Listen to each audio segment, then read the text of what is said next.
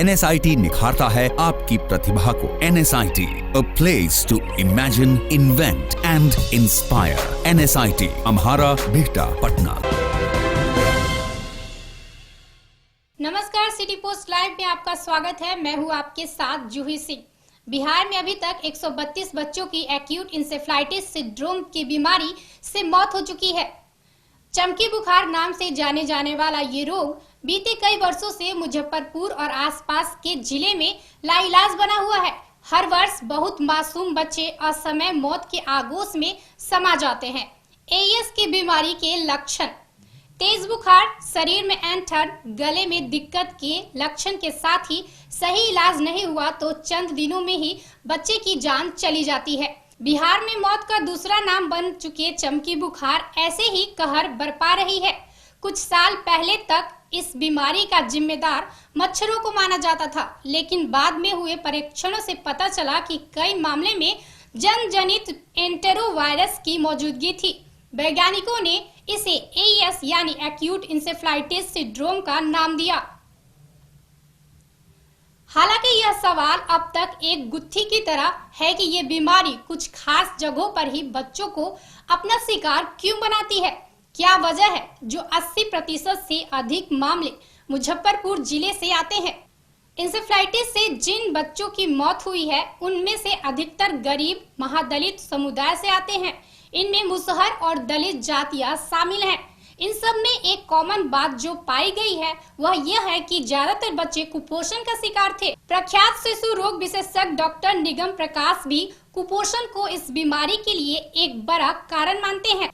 मुजफ्फरपुर समेत तिरहुत और चंपारण के जिन इलाकों में ये बीमारी कहर बनकर टूटी है, इनमें अधिकतर गरीबी रेखा से नीचे बसर करने वाले लोग रहते हैं।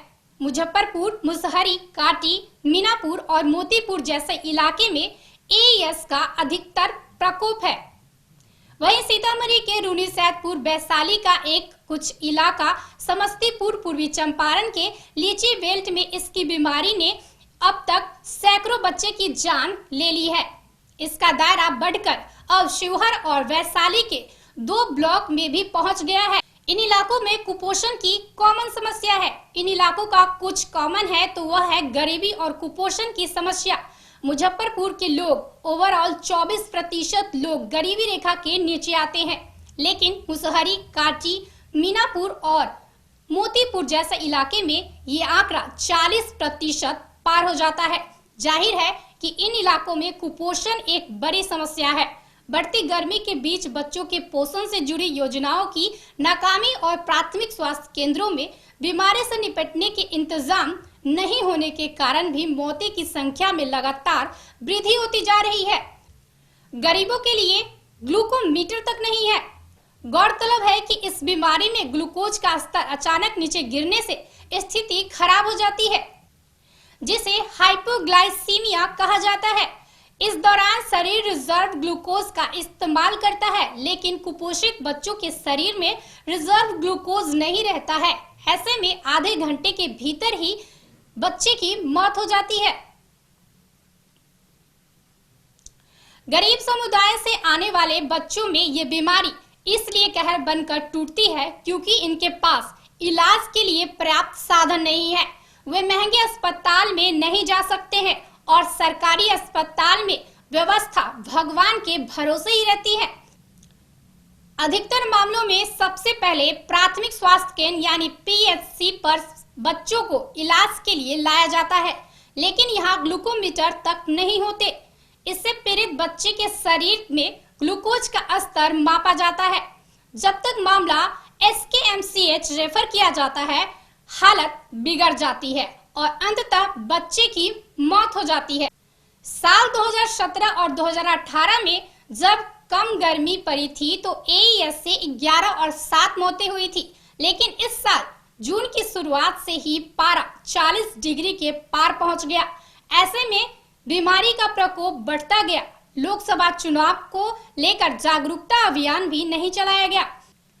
दरअसल इस अभियान के दौरान बच्चों को गर्मी से बचने के लिए पूरी बाह के कपड़े पहनने, सूर्य की रोशनी में ज्यादा देर तक नहीं रहने और रात में खाने के बाद ही सोने की सलाह दी जाती है।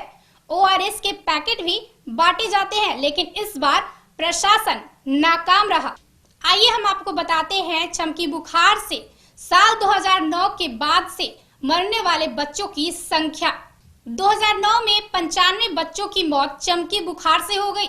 वहीं 2010 में 24 बच्चे चमकी बुखार की चपेट में आ गए। 2011 में 197 बच्चे चमकी बुखार के चपेट में आ गए। वहीं 2012 में 275 बच्चे चमकी बुखार के शिकार हो गए। 2013 में 143 बच्चे और 2014 में 355 बच्चे चमकी बुखार से मारे गए। वहीं 2015 में 35 बच्चे, 2016 में 4 बच्चे, 2017 में 11 बच्चे और 2018 में 7 बच्चे चमकी बुखार से मारे गए। वहीं 2019 में 128 से अधिक बच्चे चमकी बुखार के शिकार हो गए हैं। 1995 से ही यह रहस्यमय बीमारी यहाँ बच्चों को अपना शिकार बनाती आई है। हर साल मई और जून के महीने में बिहार के विभिन्न कस्बे इस बीमारी के चपेट में आते हैं और बच्चों के मरने का सिलसिला शुरू हो जाता है। जब यह बीमारी आती है तब सरकार सक्रिय होती है। ऐसा क्यों? सरकारी आंकड़ों में जिला गरीबी और रहन सहन के निम्नतम मानकों को भी पूरा नहीं कर पाता है। ऐसे में सवाल उठता है कि आंगनबाड़ी केंद्र के माध्यम से चलाए जा रहे कुपोषण के खिलाफ अभियान का क्या फायदा? शासन जब अपने ननिहाल की इस कमी को पूरा नहीं कर पाता है तो ऐसे शासन का क्या फायदा? फिलहाल के लिए इस प्रोग्राम में इतना ही। बिहार और झारखंड के तमाम खबरों के लिए बने रहिए सिटी पोस्ट लाइव के साथ। नमस्कार। क्या आप जानते हैं कि घर बैठे आप अपनी स्वास्थ्य समस्याओं का सॉल्यूशन पा सकते हैं सॉफ्ट केयर मोबाइल ऐप के द्वारा। अधिक जानकारी के लिए आप संपर्क कर सकते हैं। हमारे फोन नंबर्स हैं 9472981111, 9472982222। Soft care app, solution at your finger tips. यहाँ पड़ती है भविष्य की मजबूत नींव। हम मिलकर बनाते हैं बेहतर कल। गोपाल नारायण सिंह यूनिवर्सिटी, आपके बेहतर कल के लिए।